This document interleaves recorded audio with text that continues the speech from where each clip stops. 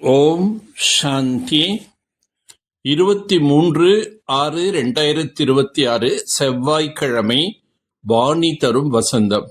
இனிமையான குழந்தைகளே, நீங்கள் மகான் சௌபாகியசாலி ஆவீர்கள். ஏனென்றால் இதுவரையும் எந்த ஒரு ரிஷி முனிவரும் கூட படிக்காத படிப்பை உங்களுக்கு பகவான் கற்பிக்கின்றார். இந்த ருத்ர ஞான வேள்வியிலிருந்து விநாச ஜுவாலை எழும்பியுள்ளது என்பதை நீங்கள் அறிந்துள்ளீர்கள். இப்பொழுது முழு பழைய உலகம் இதில் ஸ்வாகா ஆகிவிடும். இந்த விதியை யாராலும் தடுக்க முடியாது. இது எப்பேற்பட்ட அஸ்வமேத அவினாஷி ருத்ர யஜ்யம் என்றால் இதில் அனைத்து பொருள்களும் ஸ்வாகா ஆகிவிடும். பிறகு நாம் இந்த பதீதமான உலகத்திற்கு வரமாட்டோம். இதை இறைவனின் செயல் என்று கூற முடியாது. இது நாடகத்தில் விதிக்கப்பட்டுள்ளது. ஆத்மாக்களாகி நீங்கள் அமைதி ஸ்வரூபம் ஆவீர்கள் என்று தந்தை கூறுகின்றார். நாம் அமைதியாக அமர வேண்டும் என்று நீங்கள் விரும்பினால் தங்களை ஆத்மா என்று உணர்ந்து சாந்தி தாமத்தில் வசிப்பவர்கள் என்று புரிந்திருங்கள். சிறிது நேரம் அமைதியாக அமர முடியும். மனிதர்கள் அமைதியைத்தான் வேண்டுகின்றார்கள். நான் ஆத்மா என்பது மனிதர்களுக்கு தெரியாது. இதனை மறந்து விட்டார்கள். ஆத்மாக்களாகி நாம் சாந்த ஸ்வரூபம் ஆவோம் என்பதை குழந்தைகள் புரிந்துள்ளீர்கள். இங்கு பாகம் ஏற்று நடிக்க வந்துள்ளோம். இந்த உறுப்புகளிலிருந்து விடுபட்டவராக ஆகிவிடும் பொழுது ஆத்மா அமைதியாக இருக்கின்றது. பாபா நமக்கு 21 பிறவிகளுக்கு சத்கதி அளித்து கொண்டிருக்கின்றார் என்பதனை இப்போது நீங்கள் குழந்தைகள் தெரிந்து கொண்டுள்ளீர்கள். பாபா தான் சத்குருவாக இருந்து சத்கதியை அளிக்கின்றார்.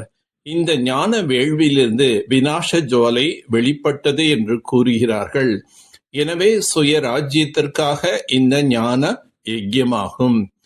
ருத்ர ஞான வேள்வியில் முழு பழைய உலகம் ஸ்வாகா ஆகிவிடும். இங்கே நீங்கள் வருவதே மனிதனிலிருந்து தேவதா பதவியை அடைவதற்காக.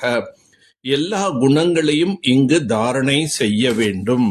அப்பொழுது சத்தியுகத்தில் உயர்ந்த நிலை அடைய முடியும்.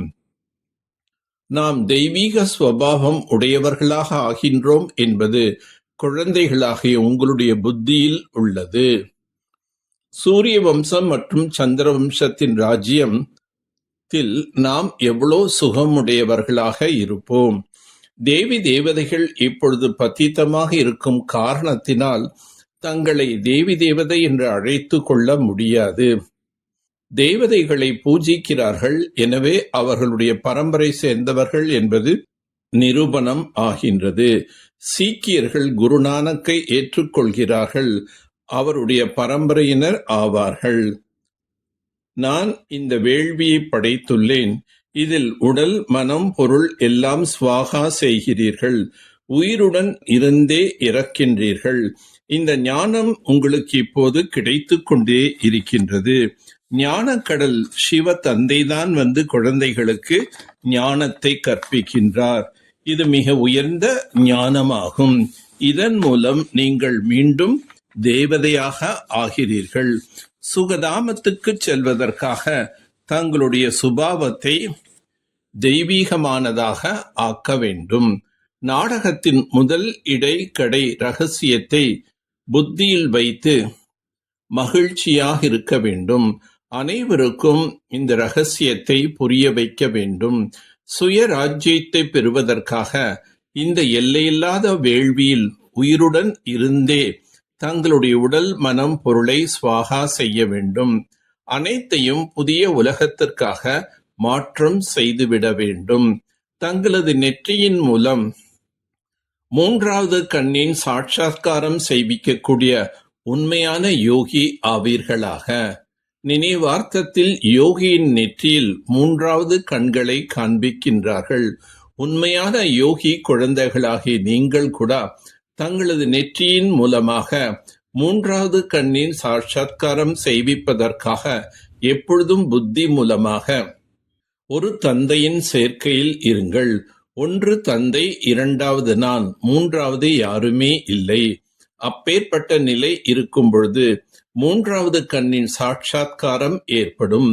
புத்தியில் யாராவது மூன்றாமவர் வந்துவிட்டார்கள் என்றால் பிறகு மூன்றாவது கண் மூடி போய்விடும்.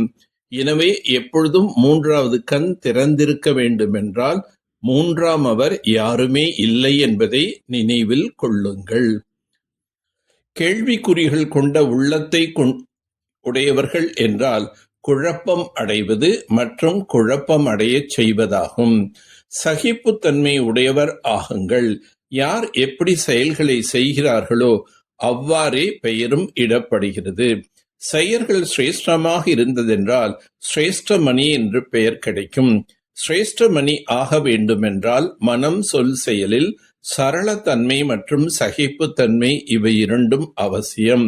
சரளத்தன்மை இருக்கின்றது, சகிப்புத்தன்மை இல்லை என்றாலும் கூட சிறந்த தன்மை கிடையாது. எனவே சரளத்தன்மை மற்றும் சகிப்புத்தன்மை இரண்டும் சேர்ந்தால் போல் இருக்க வேண்டும். நல்லது. ஓம் சாந்தி. ஓம் சாந்தி.